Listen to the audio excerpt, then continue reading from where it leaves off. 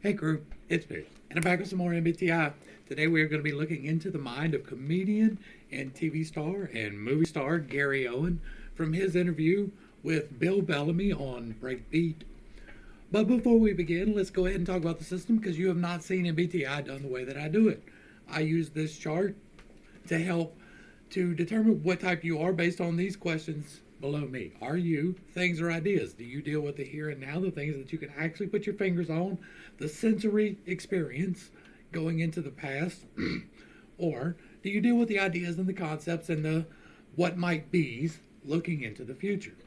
Do you do that and gather new ones, or do you sort through old ones? Are you doing it for yourself or for the tribe? Self doesn't mean selfish. It means that you enjoy it first and then you give it away. Tribe means that you give it away in order to get your enjoyment. Rigid or flexible is how you handle the situation. Is it my way or the highway, or is it let's mold ourselves around these ideas and these other people in a flexible manner? And direct and informative is how you give the information back. Do you tell the whole answer one time and stop, or do you tell the whole answer 2 times, 3 times, chase down a rabbit hole? These all add together to let us know where in this chart that you might fall. We do this so that we can look for examples in someone else, the way they communicate, the way they talk about information, and identify things within ourselves so that we can type ourselves. This is not a medical diagnosis. I'm not trying to say that there's any disorders or anything of that nature. We're talking about how you receive information, process it, and give it back to the tribe. All of that being said, we are going to dive in and start looking for these questions down below. Things or ideas, new or old, self or tribe, rigid or flexible, direct or informative. Let's dig in and see what's up. I've given it just a minute so that Gary can relax. This is not antagonistic at all. This is a very easy conversation, so we didn't have to go too far into it. And we seem to be about to dig into some details that might give us some information. So that's why we're where we're at. Are you serious? Mm-hmm. See, I never bumped. That's the thing about, like, I got wind of you on BT, right? Comic View and stuff like that. And I saw you because you were, like, the only white guy that was doing, like, black stuff. So I was like, yo, who's my man? So I'm, like, grinding in the clubs and, you know, trying to come up. And then I got Def Jam.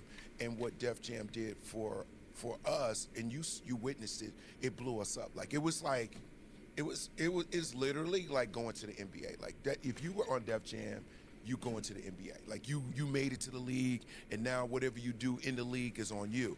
But from your perspective, what did you see? What was it to you to watch Def Jam from your eyes? What was that feeling like to you? I never seen an audience react like that. Like you said, going nuts and just jumping out of their chairs and switching seats, and then high five. And that's the first time I'd seen, like, I remember one time Martin had said, like, I think MC Light was in the audience, and she was dating, I don't know if it was Derek Coleman or something. I remember Derek Coleman was laughing. Was that? It was Todd one. I think you're right. When he said, and then he goes, yeah, she's here. He goes, and I fucked her. And I was like, oh, she can get his ass kicked. And when I saw the crowd just lose it, I said, okay, that's what I want. I want to be able to talk shit. Okay, so we're talking about experience over ideas, right? It's not about the content of the joke. It's about the experience coming from the tribe. And people are just laughing about it and not taking it so serious. Because I was on TV going, oh, Martin's about to die. Yeah. You know what I mean? And I just remember Derek Coleman was laughing. Remember Derek Coleman, the Pistons? Yes. Yo, he was laughing so hard. The camera went to him. You know, Derek. That's some tribe feedback, right? It's about the experience that the tribe had here. Coleman was like a surly dude on the court. Yeah. So that was and Derek was a big basketball player at the time. Like he was on top. Because Derek Coleman at that time was like the first dude to say, I ain't playing for y'all. You don't know if you remember that. Yeah. He was like, I don't know. I'm not playing for that team. Right. He was the first NBA player I ever seen do that. Like, nah, I'm good. So to see him laughing, I was like, oh, maybe that was my first, like, that's realization. Like, right the there. media can kind of portray people how they want. Because when you saw him in that setting, like I remember seeing Anthony Mason in the Def Jam audience, and all the Knicks guys, and I'm like, Wesley John Starks, Snipes, you know, and I was like, they never smile on the court. Okay, so these are actual people, right? But it's people. It's not people as ideas, it's literal people, literal examples of people. There's several examples of the people. So that says things, and it appears to be gather as opposed to sort, right? It's about the current experience. It's about now as opposed to then. He's telling you these stories, but it's about how he felt in the moment then, right? It's not about the best moment. It's about all of these different experiences. That's the feeling that I'm getting. So we're looking towards things and we're looking towards new. He seems to be doing it for the tribe, right? He gets his enjoyment from the tribe getting enjoyment. That seems to be tribe. There's a lot of we statements. There's a lot of kicking it back to examples of people. That's, again, tribe. He seems to be fairly flexible. There's not a whole lot of my way or the highway. There's a whole lot of let me adapt to this situation in the best way that I can. That's flexible over rigid. And he seems to be fairly informative. He's telling a story, but he's got some rabbit holes. They're relevant to the story, but they exist. That seems to be where we're at so far. We're going to look for some more, like we're still early in, but that seems to be fairly good. And they're always like intense, and I go, oh, they're like, oh, they seem cool though. They seem different. See, we didn't have social media then. You know what I mean? You're only going off what you're seeing on the court and what you're reading about. Absolutely. You know? So Def Jam was like a whole like eye-opening thing to me. Like, oh wow, this guy's just regular. So you came up in the Navy, right? Most people don't know that you Yes, sir. Midwest guy, like Good on you, shipmate. Ohio guy, like for real. Like you have never stopped being a bingo. Yes, God damn, Gary. Yep. I root for you, and I be honest with you, like I kind of like the Bengals because of you, but I don't like support them because I'm a Giants fan and I like whatever. But like you have never even like gone to anybody else's games. You don't fuck around. You are dead. Like what made you lock in like with Cincinnati? Like you The just Bengals? like hardcore, like dog. But I love it. I love it. That's his tribe. You know, Cincinnati. That's the thing about tribe-focused people. Once you're in their tribe, that's it. You're their tribe. Small city. It's a big city. It's a small city. So, you know, we only got the Reds and Bengals. That's it. We don't have an NBA team. So you got a baseball and a football team, Right. and you just ride with them. Right. It's frustrating, but you ride with them. We're good now, But though. listen, this is so funny, right? So when y'all got Joe Barrows, right? Yeah. You, like, I seen your turn up. Your turn. Look at his face. Shout out LSU.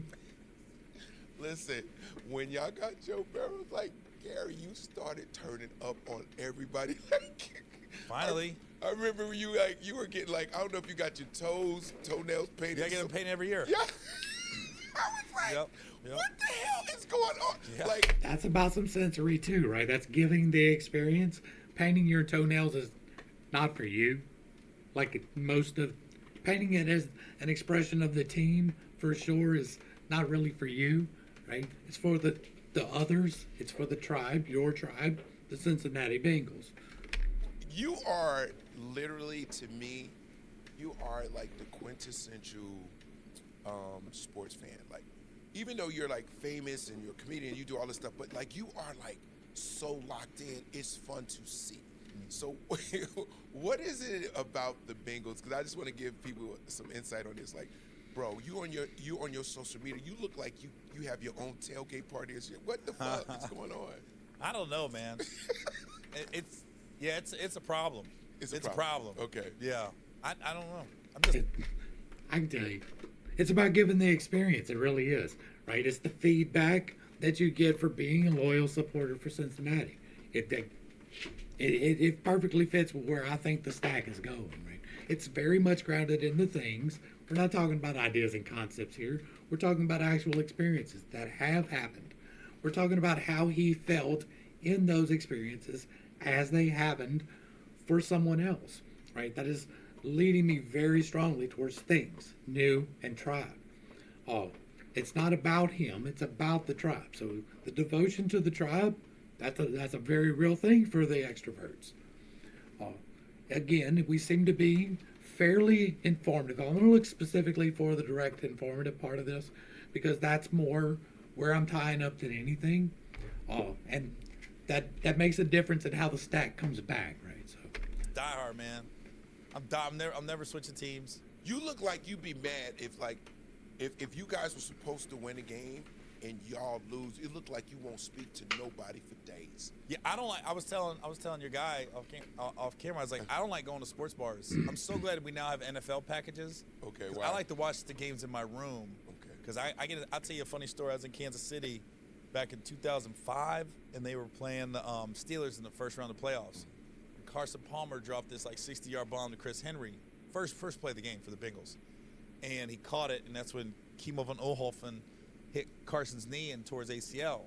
Okay. So I'm watching it in my room, and I'm like, yes! And then when I saw Carson down, I go, oh, fuck! And I just start cussing, like, you fucking bitch! You know, I'm throwing pillows around the room. Security came to my room with a Kansas City police officer. Are you serious? Knocked on my door and said, where's the girl? And I go, what? They go, where's the girl? Somebody in the room next to me thought I was beating a woman up because I was like, you fucking bitch. And I'm cussing the TV, and I was throwing shit around the room. They literally thought I was cussing a girl out and throwing a woman around the room. So I was like, what are you talking about? And then they came in my room, and I go, oh, I'm watching the game. I mean, he got hurt. And then I never seen a cop just die laughing. Like this guy fell over, like leaned forward and was dying. The hat came off the cop. He goes, oh my God, dude. So that's when he told me, he goes, somebody called hotel security. I guess hotel security came and stood outside my door. And heard you. And heard me. Yeah. And called the cops. We call that white boy crazy. That's what Again, so this looks fairly good. We're going to go ahead and do the actual typing part, and we're going to do some confirmations on the backside, but let's go ahead and sort through this. He seems to be very much rooted in the things, right? So that is going to be the left-hand side of the screen. He seems to be about the new ones, not necessarily the best ones. He's bringing you all the experiences, not necessarily this one specific experience. So that leans more towards the new than it is the old. And so we're going to look at the far left-hand column. He seems to be fairly tribe focused, right? He's getting his enjoyment, but it's coming from external sources. It's coming from the tribe liking his jokes. It's coming from the enjoyment of the football game. It's coming from being devoted to the team. That's where his enjoyment is coming from. It's from these external sources as opposed to centered around him. So that's going to give me a good tribe feel on that. That's going to make an E. It's going to be one of the bottom two rows. And he seems to be fairly flexible, right? He is adjusted around other people and things and circumstances with ease, as opposed to, well, that's kind of difficult for me, or that's got to be my way or the highway. So he seems to be quite flexible. That's going to be an F. That's going to put us in the bottom left-hand corner. So an ESFP, give me 1 second, and I will pull up that graphic so that we can talk about the next step. The next step is the third slide down. The first two slots deal with how you receive the information. The second two slots deal with how you give them back. And the third slide, if you give all of your information away and are informative, that means that you're extroverted in the third slide. If you hold back and try not to say too much, then you're probably direct and you're introverted in the third slide.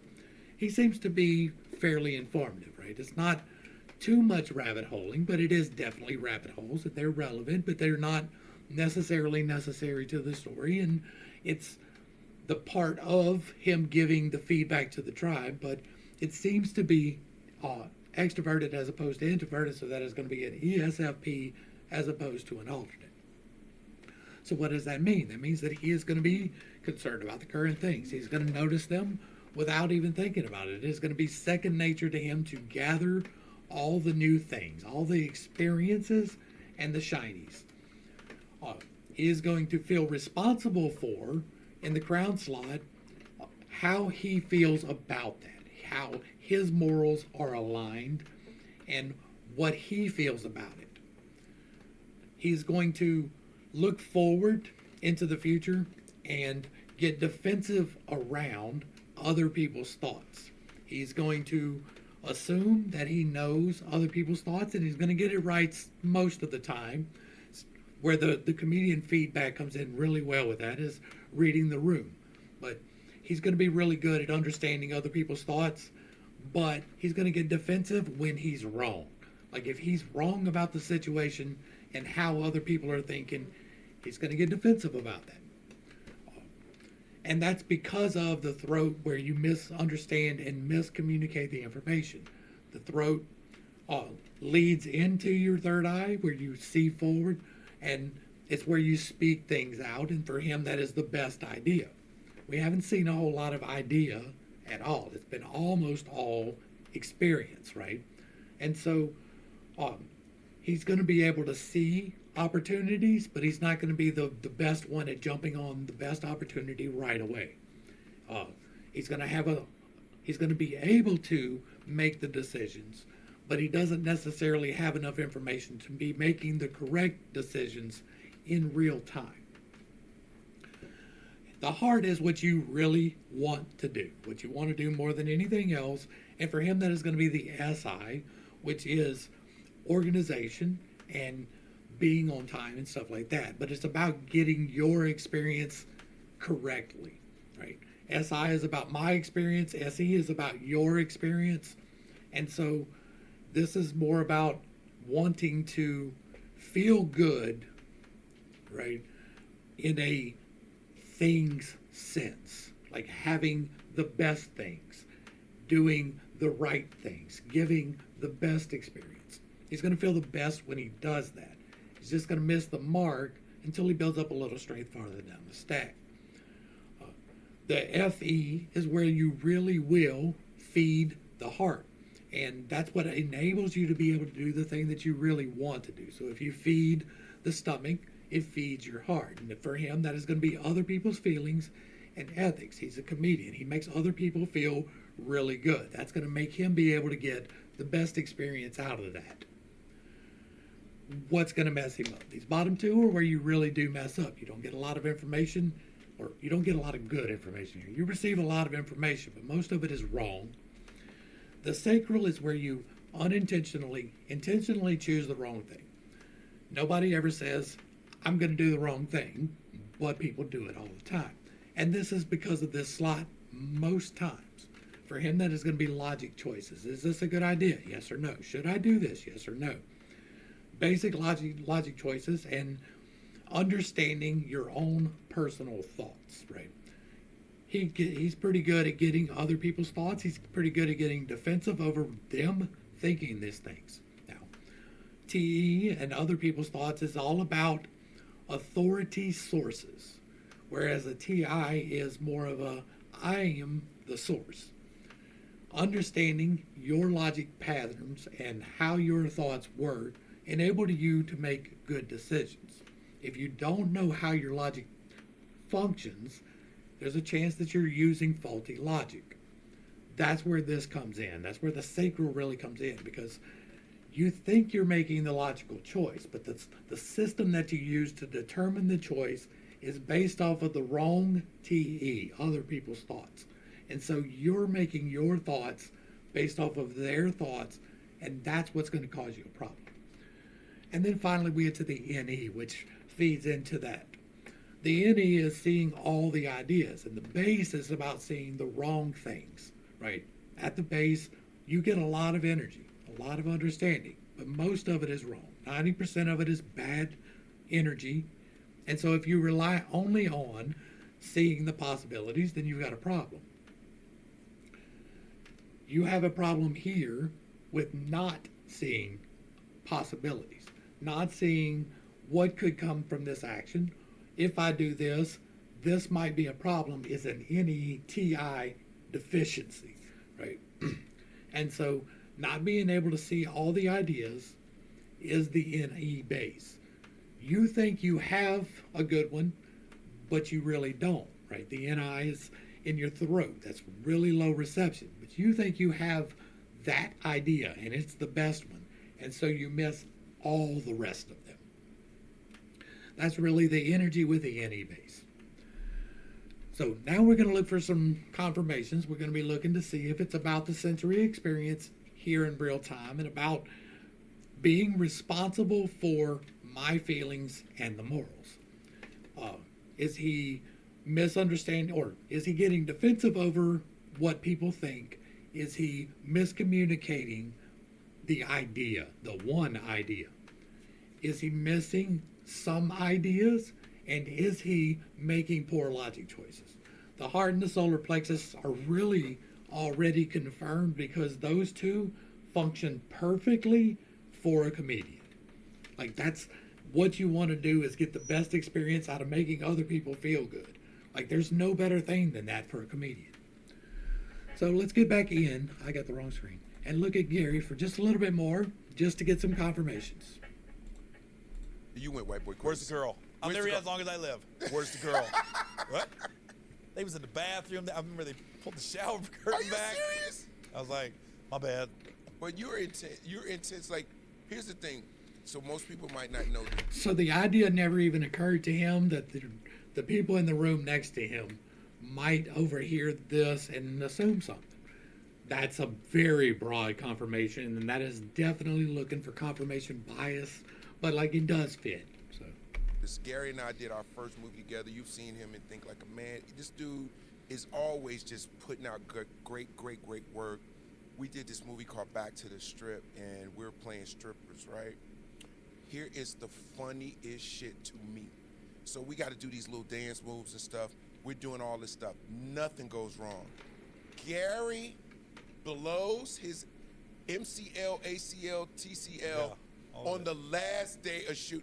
Gary, what move was you trying to do when you said, oh my God, like I thought you was bullshitting. No, I think I tore it the day before, because I remember that was my big dance scene when I was jumping all around. Which, Right. by the way, it came out great, but they shouldn't have edited that out. When I did all that cocaine on the bar, They should have kept that part. man, they should have kept that.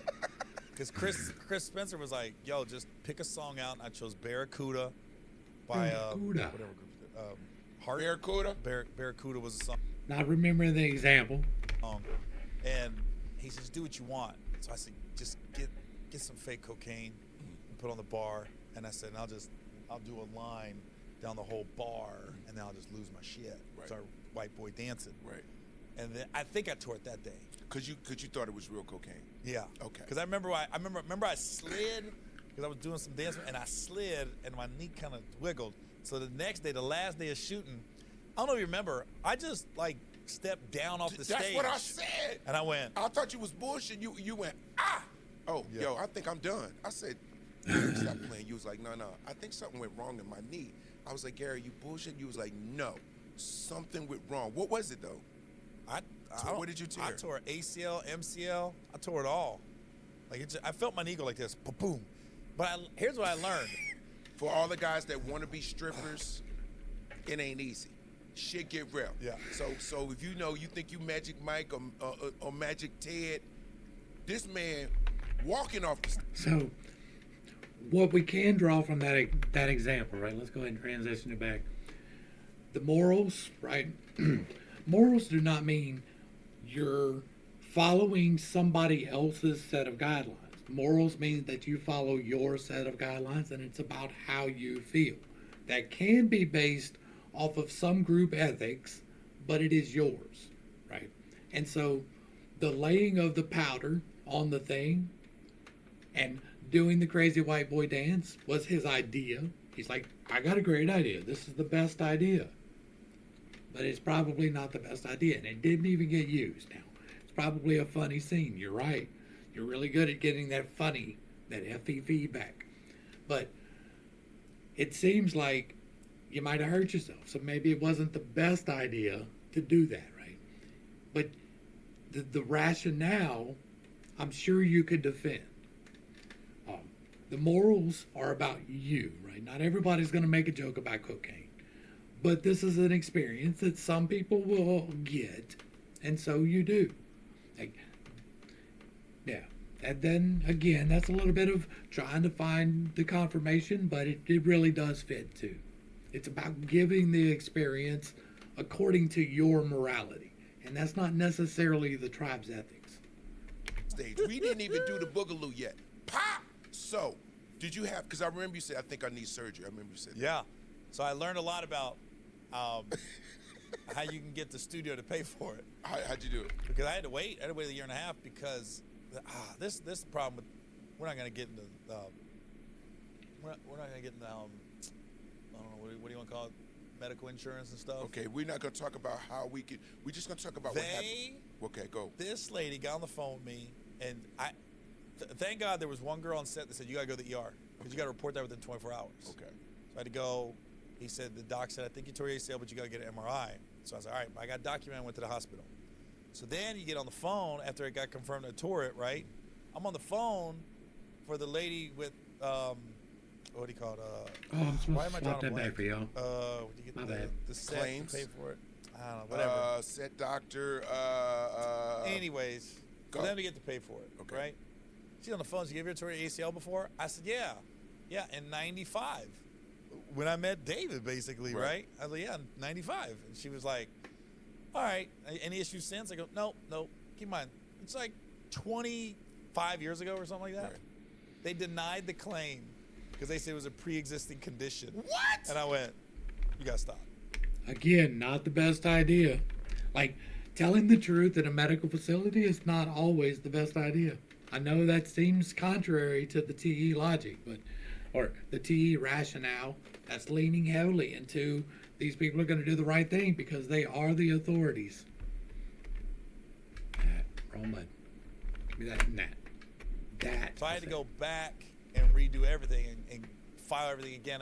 They end up covering the cost of the surgery. Okay. But I was like, I can't believe that lady was so nice to me on the phone, and I'm being honest with her. And she's like, no. And she was like, yeah, it was a pre-existing. They act like they made it sound like I got the set and my shit was already fucked up. Yeah, you had that since '95. Don't Yeah. tell me. Because they never want to pay for anything. That's the thing about insurance. They never want to pay for anything. Anything. So if you ever say something like that, they'll be like, oh God, no, we don't cover. Oh no, I'm sorry. It was '94. This is how I know. When I had my knee surgery, it was the day OJ drove the Bronco. So it was June 17th. No, for real. What a reference. What a reference. This is Man, how I my know. knee blew out and I saw the Bronco. Because this is funny. Only Gary can I'm say some coming shit like out of anesthesia. So I'm coming out of anesthesia. I'm in the Navy. My knee's all messed up. And in the Navy, at Balboa Hospital, they wheel you out. It's like the war movies. Right. You just in a line, a conveyor belt of people having surgery. One guy might have a shoulder, one guy have a knee, whatever. So they're like, I was coming out and they go, do you want to go back under? You know, whatever. I was like, what time is it? And whatever time was it, it was like 4 o'clock. I was like, no. Knicks play the Rockets. Game 6. Or You right. No, it was game 5. It was 2-2. It's game 5. So I was like, I was no. in LA then. Yeah. That's some tribe focus, right? I Knicks remember that. playing the Rockets. I want to try to see the game. So, we don't have DirecTV and all that back then. And again, that's about getting the experience from the tribe, right? Getting your experience from the game is about getting it from the tribe. And that's gathering an experience. had this tiny TV at Balboa Hospital, literally that big, had like 4 channels. But of course, the Knicks and Rockets game was on, and it got to about the third quarter, cut off. Every channel had OJ and the Bronco. I thought they would eventually get back to it. No. They never got back to it. I had to wait till the next morning when the USA Today got delivered to my room what happened. to know what happened, because there was no internet back That then like ruined that. his experience. I was filming. That's so. I was so mad. He got that experience ruined, right? That's why it's so memorable to him. At OJ and him. I remember what I remember vividly about that moment. I was doing MTV in LA. I was doing the Beach House. Yeah, It's I love the funny Beach how House. because this is what's so crazy. So we're doing Beach House, right? And they was like, "Yo, OJ killed somebody." Like it was like, and so we were all watching because everything that was on TV went blank, and it was the Bronco on the 10. Yep. That's crazy that you did it because you were in surgery or whatever, coming out of surgery, and I was in Malibu Wow. taping MTV, Wow. and we were all standing around the TV going, oh shit, he right down there roughly by Santa Monica. We was in Malibu because we was trying to figure out like what part of the 10 he was on. And you was coming out of, you was probably on Propofol. Well, this is crazy. So I'm sitting there, you're watching the Bronco thing, right? And then they had this Marine, and there's just a curtain separating us, right? Okay. He had shoulder surgery. He came out, I think he thought he was still at war. Because this dude started yelling, what the fuck? What the fuck? And all of a sudden, all these nurses and nurses' aides came running in, they're holding him down. And I'm going, what the fuck is going on next to me? And I just see, and I could see them moving and the curtains moving. And then the one day I said, what's going on over there? This is a good example of the FI responsibility, right? He's responsible for how he feels in the situation, right? All of these questions have really come back to how I feel in the situation. She's like, oh, he came out of soul surgery. He didn't know where he was at. So I was like, what kind of PTSD was this? You got me in a room with this dude? And I got knee. I can't go there. He got shoulder. He can get up and walk. Yeah. I was like, You can't yeah, move. that's where I'm with for 2 days. That dude. Private Ryan. Oh, my God. So give me an idea. Speaking All right, of so like, I want we're going to go ahead and wrap this one up. It feels like this is a fairly good fit. The SE and the FI seem to fit fairly well for him. The SIFE, heart, solar plexus interchange, like that fits really well for him. Especially since he seems to flourish by making other people feel good, right? And he's getting his enjoyment from the tribe with the SE already. And it's about how he feels coming from there. So it really does feel like a very good fit. That's not to say it's the only fit. It's not to say I am infallible or correct. It's me using the system that I have used to help myself, to help you find examples that you can use to help yourself. I have a video exclusively on the ESFP and how to incorporate it into yourself. It is part of the Infinite Integrations playlist. And if that's a little bit too woo-woo for you, because I do prayer and meditation and fasting, then the MBTI parts can deal exclusively with this type of stuff so that you can understand how your mind works a little bit better and to identify traits within yourself that you might want to work on and strengthen. I'm trying to give a framework for self-help, for how you can determine why you keep making the same terrible choices repeatedly. That is the goal of the system, to help you strengthen you in the way that you want to be strengthened.